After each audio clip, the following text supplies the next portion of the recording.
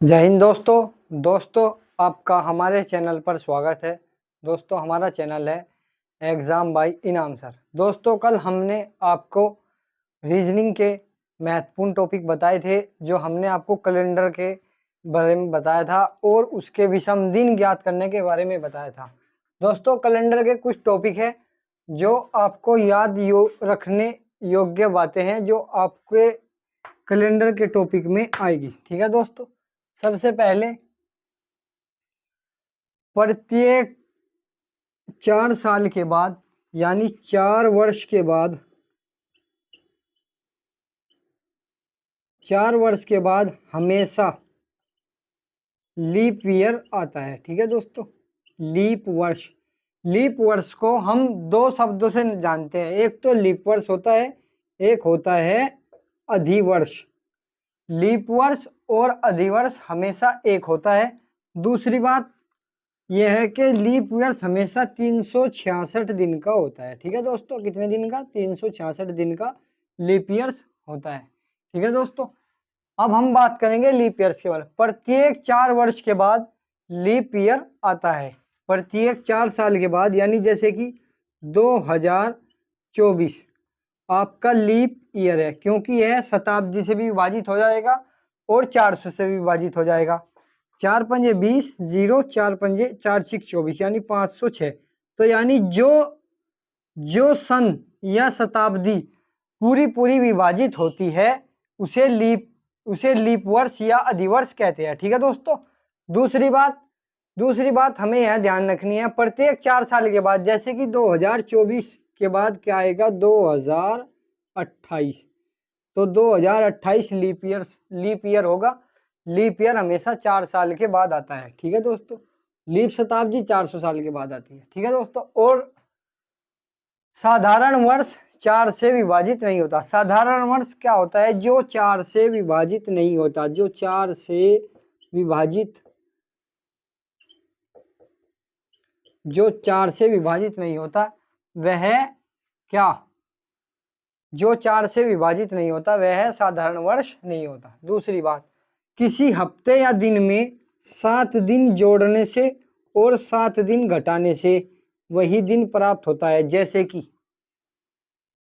कि 14 अप्रैल को रविवार है। ठीक है दोस्तों, ये जो बात बताई जा रही है, आप बस सिर्फ इनको ध्यान रखें और फिर देखना कि कैलेंडर के क्वेश्चन कैसे चुटकियों में होते हैं। ठीक है दोस्तों, 14 अप्रैल को रविवार है तो 7 जोड़ दो इसमें। ठीक है दोस्तों, तो 7 14 और 7 कितने हो गए? 21। तो 21 अप्रैल को भी रविवार ही होगा। ठीक है दोस्तों, यानी 7 दिन जोड़ने से और 7 दिन घटाने से वही दिन प्राप्त होता है। ठीक है, और साधारण वर्ष का पहला और अंतिम दिन समान होता है। साधारण वर्ष हमने आपको बताया क्या होता है, लीप ईयर्स भी बताया क्या होता है। साधारण वर्ष का पहला और अंतिम दिन समान होता है। जैसे कि 1 जनवरी को रविवार है, यानी संडे। ठीक है दोस्तों, तो 1 जनवरी को रविवार है तो 31 दिसंबर को क्या होगा? 31 दिसंबर को भी रविवार होगा। ठीक है दोस्तों, सबसे पहली बात तो यह साधारण वर्ष की। अब आ जाऊं हम लीप ईयर्स के बारे में। लीप ईयर के बारे में बात करते हैं। लीप वर्ष में हमेशा एक दिन बढ़ जाता है। जैसे कि 1 जनवरी को रविवार है, ठीक है, तो 31 दिसंबर को क्या होगा? 31 दिसंबर को, यानी लीप ईयर्स का पहला और अंतिम दिन असमान होता है। तो यह रविवार है। रविवार के बाद क्या आता है? सोमवार। ठीक है दोस्तों, यानी सोमवार को कहते हैं हम मंडे, MONDAY, मंडे। ठीक है दोस्तों, और हमेशा एक बात का और ध्यान रखें, गुरुवार और बृहस्पतिवार दोनों एक होते हैं। एग्जाम में सबसे ज्यादा बिचलाने वाला क्वेश्चन है। बृहस्पतिवार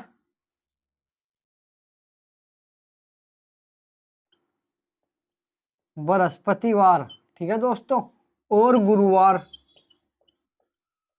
हमेशा एक होता है। बृहस्पतिवार और गुरुवार हमेशा एक होता है, ठीक है दोस्तों।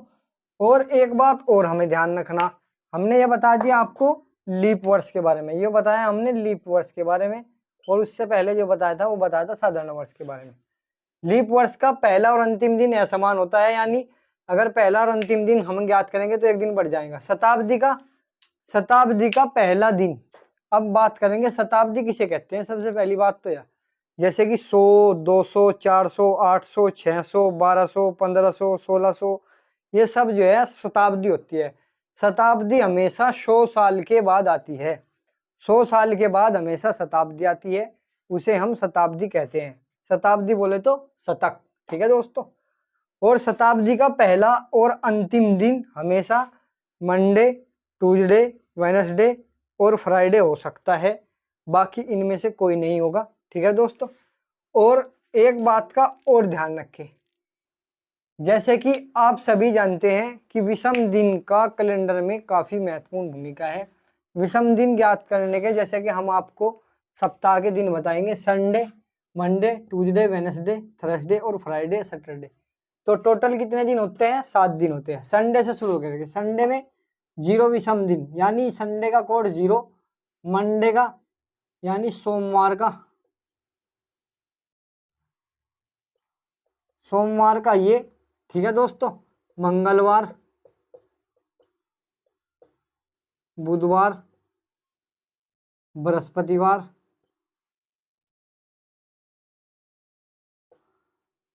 शुक्रवार, शनिवार,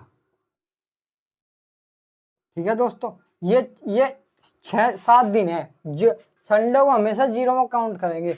इसका आसान सा फंडा क्या है, संडे को छुट्टी को हमेशा 0, ये भी एक ट्रिक है।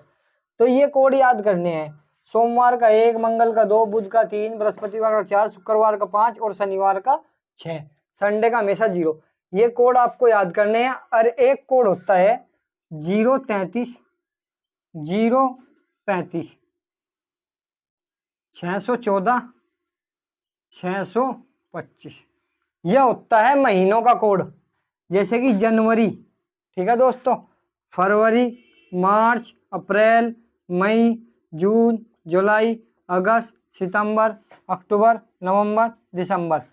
033, 625, यानी 033, 035, 614, 625, ये इसके कोड है, ठीक है दोस्तों।